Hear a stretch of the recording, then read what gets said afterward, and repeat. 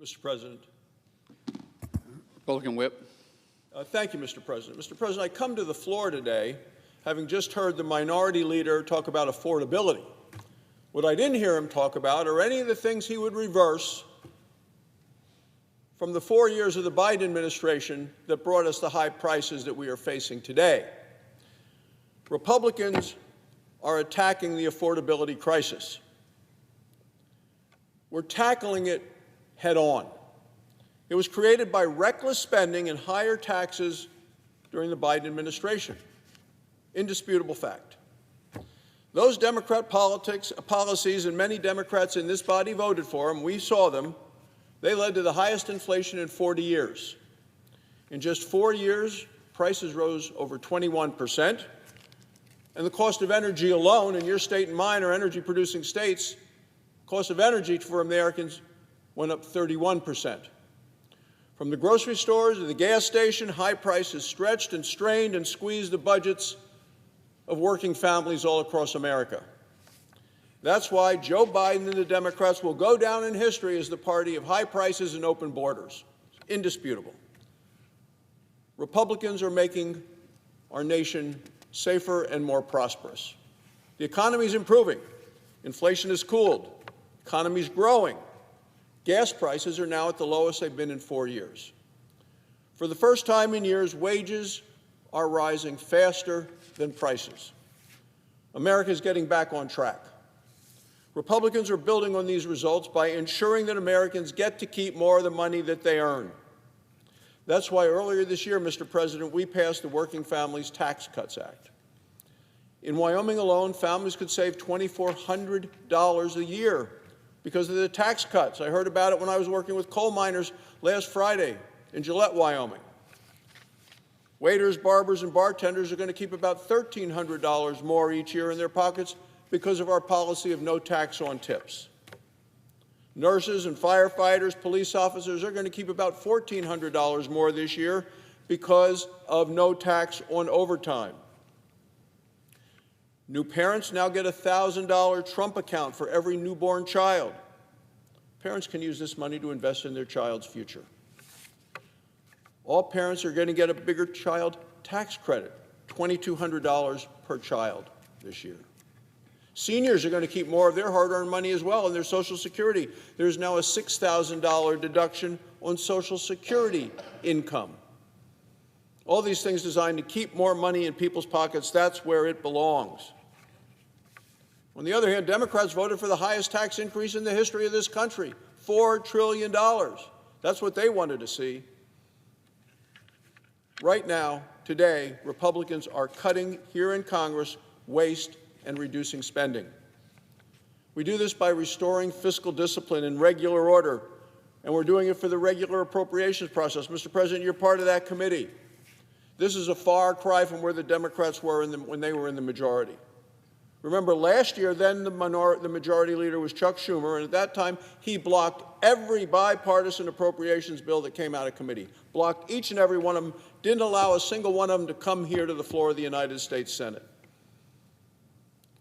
Earlier this year, the Senate passed 3 appropriations bills of the 12 total. They each received overwhelming bipartisan support in committee. Some had unanimous support. They were signed into law last week when President Trump reopened the government. Those bills provide care for our veterans. They support food assistance through the SNAP program.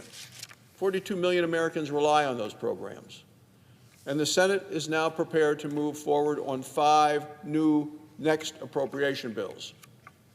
They eliminate billions of dollars in wasteful Washington spending. At the same time, they modernize our military, they support our service members, and they invest in our long-term security.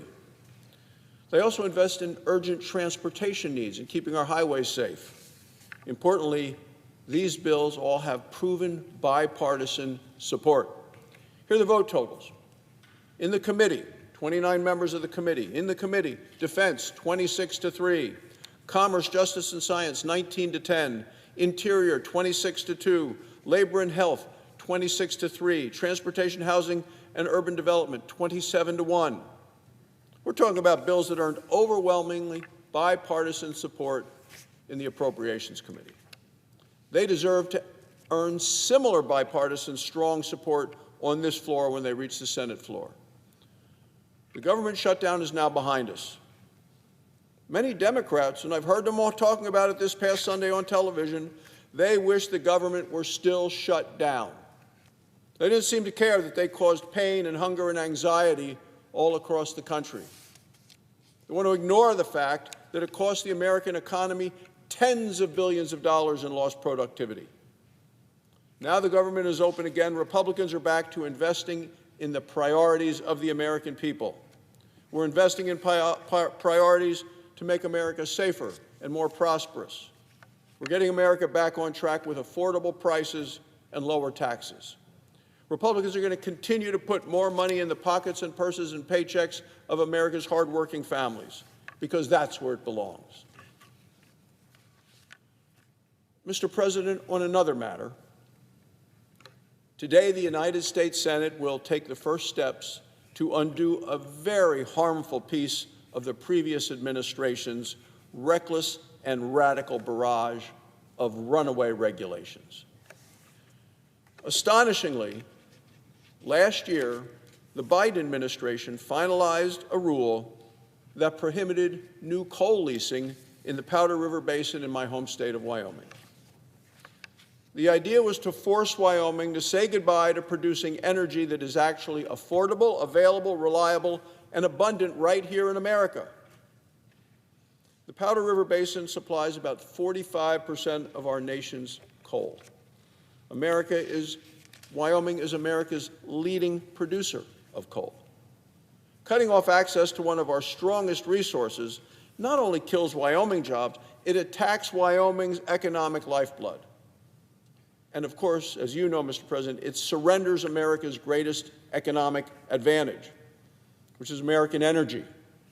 Now, I'm very, very grateful to my colleague, Senator Cynthia Lummis of Wyoming. She's led the charge in the Senate to overturn this Joe Biden abuse of power, and she did it using the Congressional Review Act. I also want to thank our Congresswoman Harriet Hageman. She led this effort in the House of Representatives, and last night, the CRA passed that chamber, and we will address it today. I urge all of my colleagues to support this resolution right here today on the Senate floor.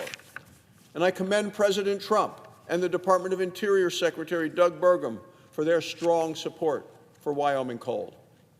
Both President Trump and Secretary Burgum understand that national security starts with energy security, and that affordability starts with affordable American energy. That's why the Trump administration is investing in clean American coal, and that's Wyoming coal. This week, the Senate must reverse another one of the many bad Joe Biden runaway regulations. The one we're repealing today targeted affordable, reliable, and abundant American energy. That's proof, Mr. President, that Republicans are getting America back on track. Thank you, Mr. President. I yield the floor.